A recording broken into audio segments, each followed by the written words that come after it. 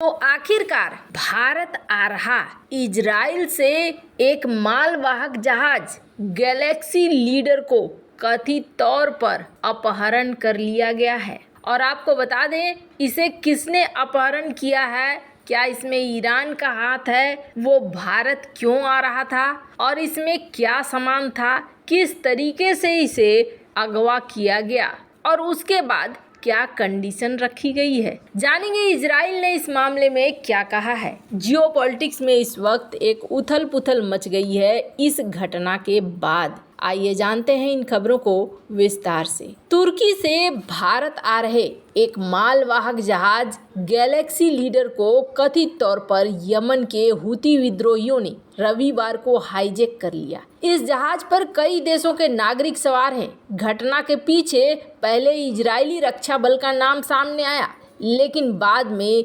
Israel के प्रधानमंत्री के कार्यालय ने इस घटना के लिए ईरान का नाम लिया। कुछ मीडिया ने यह भी बताया कि विमान में इजरायली नागरिक भी शामिल थे, लेकिन बाद में तेल अवीव ने इसका खंडन कर दिया। जहाज का हाईजैक तब किया गया जब वो लाल सागर से गुजर रहा था। घटना की निंदा करते हुए इजराइल के प्रधानमंत्री कार्यालय ने ट्विटर पर कहा कि इजराइल एक अंतर्राष्ट्रीय जहाज के खिलाफ ईरानी हमले की कड़ी निंदा करता है।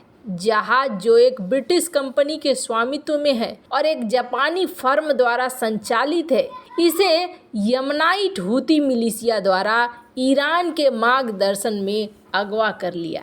विशेष रूप से तेहरान के सहयोगी हुती फिलिस्तीन के समर्थन में इजराइल पर लंबी दूरी की मिसाइल और ड्रोन हमले शुरू कर रहे हैं। ईरान की अल अरबिया न्यूज की रिपोर्ट के अनुसार पिछले हफ्ते हुती नेता ने कहा था कि उनकी सेनाएं इजराइल पर और हमले करेंगी और वे लाल सागर और बाब अल मंडेब जलडमरू मध्य में इजरायली जहाज़ों को निशाना बना सकते हैं। खैर, आपको बता दें, इजराइल ने एक बार फिर से कहा है ईरान को कि आपको इसके लिए कीमत चुकानी पड़ेगी। मतलब यहाँ पर एक फसाद और भी रखा हुआ है, ये तय माना जा रहा है। पर आपको बता दें, कुछ ऐसी चीज़ें हैं जो शक की सुई ईरान की तरफ घुमा रही है। क्योंकि एक दिन पहले ये कार्गो शिप ईरान के एक जहाज के पास से गुजरा था और ऐसे में ईरान की तरफ शक जा रहा है। रक्षा विशेषज्ञ HI सटन ने एक ट्वीट में कहा कि इजराइल से जुड़ा जहाज गैलेक्सी लीडर यमन में हुती विद्रोहियों द्वारा जब्त किए जाने से कुछ समय पहले लाल सागर में तैनात ईरानी IRGC के फॉरवर्ड बेस जहाज के करीब से गुजरा था। यहाँ IRGC की जहाज काफ़ी समय से तैनात है। ऐसे में इसी जहाज से हुतियों की मदद होने का शक है। ईरान ने कार्गो शिप साविज को लाल सागर में निगरानी, कमांड और संपर्क बेस के रूप में किया है। कई रक्षा विशेषज्ञों के विश्लेषण से पता चलता है कि इसे मुख्य रूप से यमन में गृह युद्ध में लड़ रही हुती नौसेना के समर्थन के लिए तैनात किया गया है। साविज को हाल तक एक कार्गो वाहक के रूप में संचालित किया जा रहा था, अब इसे कवर ऑपरेशन में इस्तेमाल किया जा रहा है। हालांकि इसकी पहचान मालवाहक जहाज के रूप में है।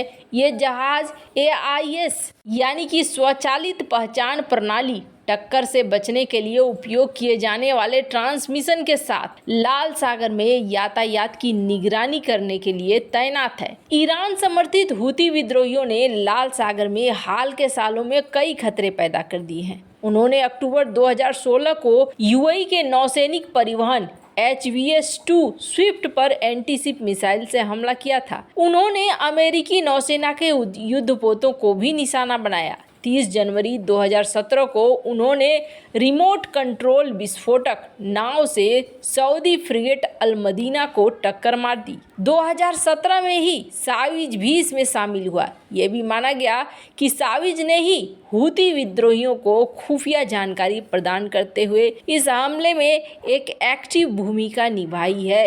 अब जबकि इजराइल से जुड़ा जहाज लाल सागर से अगवा हुआ है, तो ईरान की ओर सुई घूम रही है। वैसे आपको बता दें, इजराइल ने साफ किया है कि ये तुर्की से भारत आ रहा जहाज है और ये जहाज इजराइल का नहीं है। और कहा जा रहा है कि इसमें जो सवार नागरिक हैं उनमें एक भी इजरायली नहीं है। तुर्की से भारत आ रहे इस जहाज का अपहरण तो कर लिया गया, पर हाईजैक के जरिए हूती विद्रोहियों ने एक संदेश भेजा है।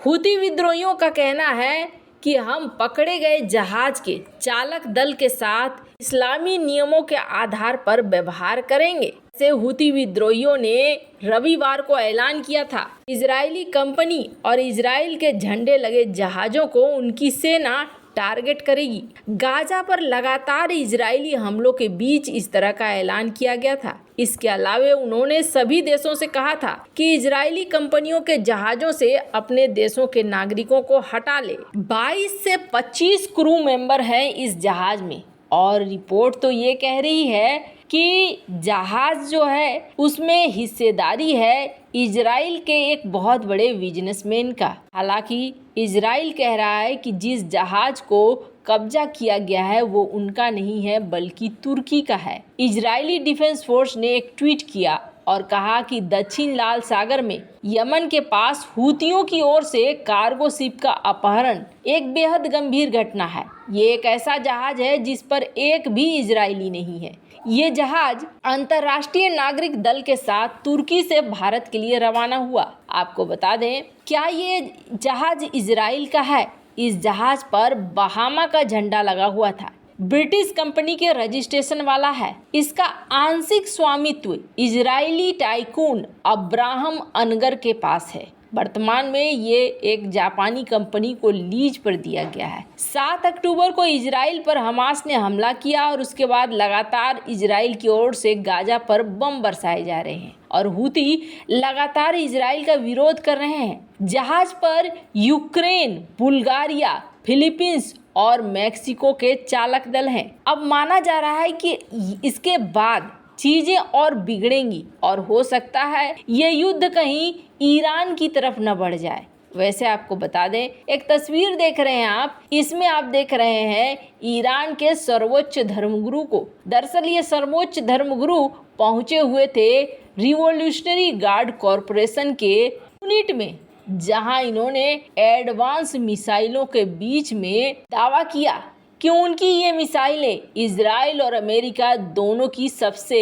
Advance anti ballistic missile system को बाईपास करने की क्षमता रखती है। वैसे आपको बता दें, कहा जा रहा है कि ईरान ने एक नई हाइपरसोनिक मिसाइल की भी जानकारी दी है। उसके अनुसार फतह 2 नाम की ये मिसाइल हाइपरसोनिक ग्लाइड वाहन से सुसज्जित है। इसमें ठोस ईंधन से चलने वाला एक ऐसा नोजल है जो मिसाइल को पृथ्वी के वायुमंडल के अंदर और बाहर सभी दिशाओं में युद्धाभ्यास की अनुमति देता है। ये हाइपरसोनिक गति से ग्लाइड कर सकता है। फतह मिसाइल 13 मैक के वेग से 1400 किलोमीटर की सीमा के भीतर लक्ष्य को मार सकता है। वैसे कहा जा रहा है कि ईरान बीते कुछ सालों में अपनी सैन्य क्षमता पर ध्यान दे रहा है। अब ऐसे में देखना होगा कि आयतुल्ला खुमैनी जो ये कह रहे हैं कि इजराइल तो जंग हार गया है क्योंकि इजराइल घरों पर कब्जा कर रहा है।